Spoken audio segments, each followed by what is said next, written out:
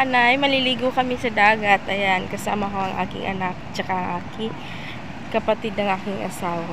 Ito yung gagamitin ng anak ko. So, tara, samahan niyo kami.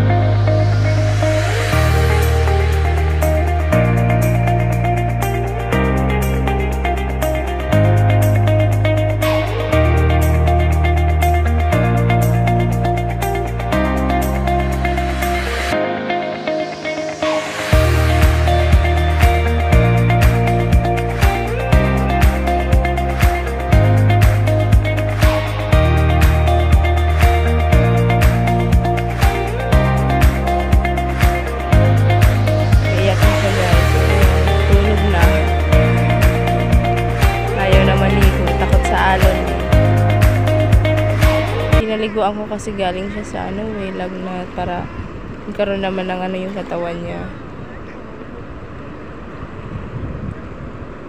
Yan mga kaanay, muna ako. Ang init-init doon. Dito muna ako. Upo muna tayo dito. Ayan. Nandun sila Ang layo. Kasi napakainit doon Dito muna ako. Grabe init. Sakit sa balat.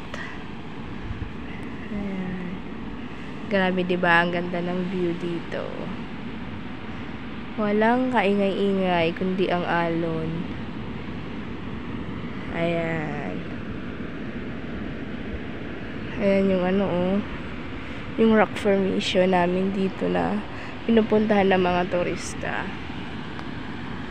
Ayan yung dalawa, Kawawa si Hana. Ayaw na maligo. Kami guys, kasi napakainit na, masakit na sa balat.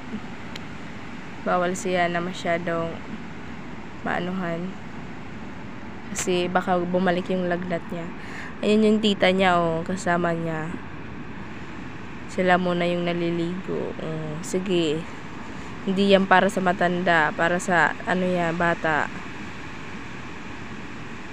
Uwi na kami mga kaanay kasi ayaw na niya maligo. Uwi na kami. Takot sa alon.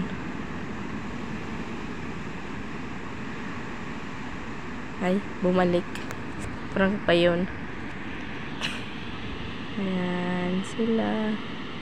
Ang sakit talaga ng lalamunan ko. Ilang araw di ako nakapag-vlog kasi nilalagnat ako. Tsaka yung anak ko nagkasakit din. Pareho kami.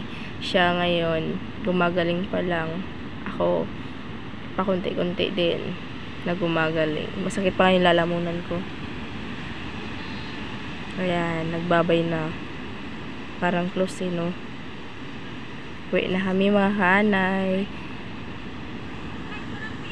Mga kanay, uwi na si Yana. Kasi natatakot sa alon. Bye! Bye na, Bi. Bye-bye. Bye! Bye! Uwi na ikaw? Bye! Bye vlog! Bye vlog. Sige na. Bye. Yo ba vlog. Uwi na, uwi.